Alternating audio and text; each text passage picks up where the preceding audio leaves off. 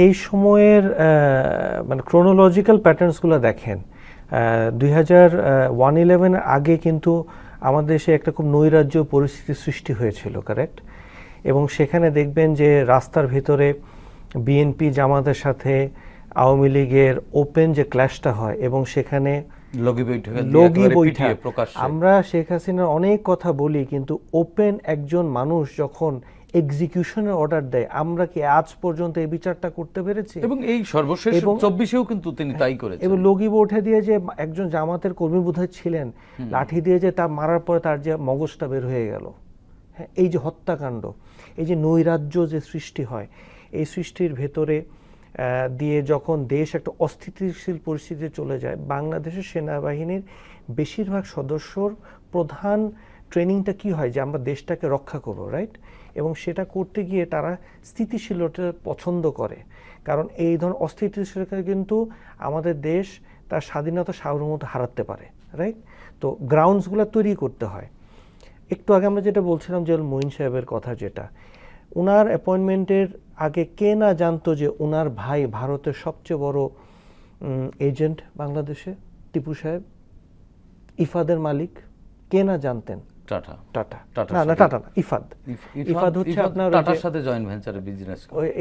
ইফাদ করে হচ্ছে আপনার অশোক লিল্যান্ডের, অশোক লিল্যান্ড। সেই সময় ওনারা ক্ষমতায় আসলেন এবং উনি কিন্তু অতটুকু ইন্টারেস্টেড ছিলেন না।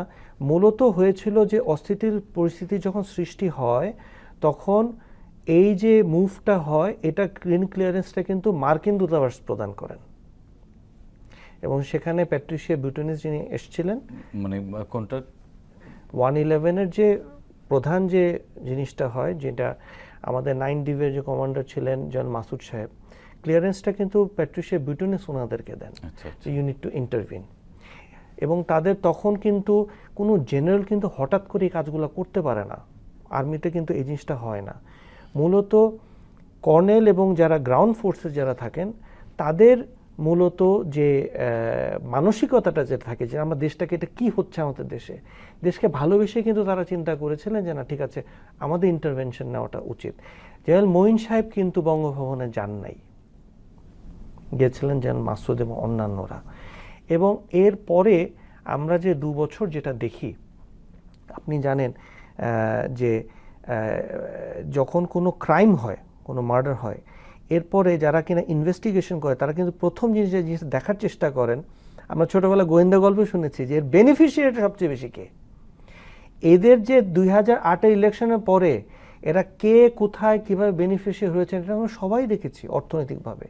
আপনি যে মঈন সাহেব, তার এন্টায়ার পরিবারকে মার্কিন পাসপোর্ট দিয়ে দেওয়া হয়, তারা আমেরিকা চলে গেলেন। 2 বছর কি হয়েছে এটা আমরা সবাই জানি।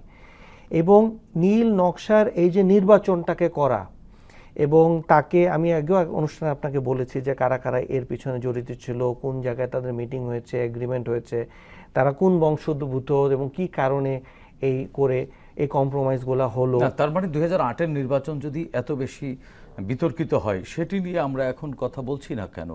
আমরা এর পরের 14 নির্বাচন, 18 নির্বাচন এবং 24-এর নির্বাচন নিয়ে কথা আছে এবং সেটি নিয়ে এক ধরনের আদালতেও অভিযোগ দায়ের হয়েছে। কিন্তু 8-এর নির্বাচন যদি এরকম কনস্পিরেসি হয়, সেটি নিয়ে আমরা কেন কথা বলছি না? এবং আমাদের রাজনৈতিক দলগুলোও কিন্তু এটি নিয়ে তেমন কোনো কথা বলছেন, কারণ 8 হয়েছে, 14 হয়েছে, 18 হয়েছে, 23 হয়েছে। হ্যাঁ, আপনি কোনটা দিয়ে শুরু করবেন আর কোনটা দিয়ে শেষ করবেন? আমার বাড়ির সামনে বেগম খালেদা জিয়া তার সর্বশেষ ভাষণটা দিয়েছিলেন, আমি শুনেছিলাম। শি ফট টিল দ্য এন্ড, হাঁটতে পারছেন না এবং উনি চেষ্টা করেছিলেন। কিন্তু আমি বলবো যে তাদের কিছু ভুলের জন্য, শাসন ব্যবস্থা তাদের ভুলের জন্য এবং বেশ কিছু ঘটনার জন্য, অস্ত্র মামলা এবং অন্যান্য বিষয়ের জন্য আমরা সবসময় আসলে ভারতের কাছে ভিক্টিমাইজড হয়ে পড়ে থাকি। তারপরে এই 8-এর নির্বাচনের প্রথম ধাক্কা আমরা কি খেলাম? বিডিআরের ধাক্কাটা খেলাম। সেখান থেকেও কিন্তু আমাদের কোনো শিক্ষাটা হয়নি। কিন্তু এরপরে আমরা যে প্রথম যে কথাটা বলছিলাম, যে আপনি বলছিলেন যে এতগুলো ভোটার হলো, হ্যাঁ দেখেন, এটা কিন্তু কোনো বিচার হলো না। কিন্তু আমরা কি করলাম? 18 বছর কম বয়সী ভোটারদেরকে দিয়ে একটা ব্লু প্রিন্টের ইলেকশন করে একটা ফ্যাসিস্ট সরকারকে এনে, তারপরে উনি এর পরে যা যা করলেন এবং জাস্ট ওনার ফ্যাসিজমকে রিনিউ করে রিনিউ নিলেন। করে নেওয়া এবং একটা অল্প বয়সী মনকে, এবং ওই সময় যারা নির্বাচন কমিশনার ছিলেন তারা কেন এই বিষয়টি নোটিস করলেন না? বন্দুক যার হাতে তার হাতে ক্ষমতা।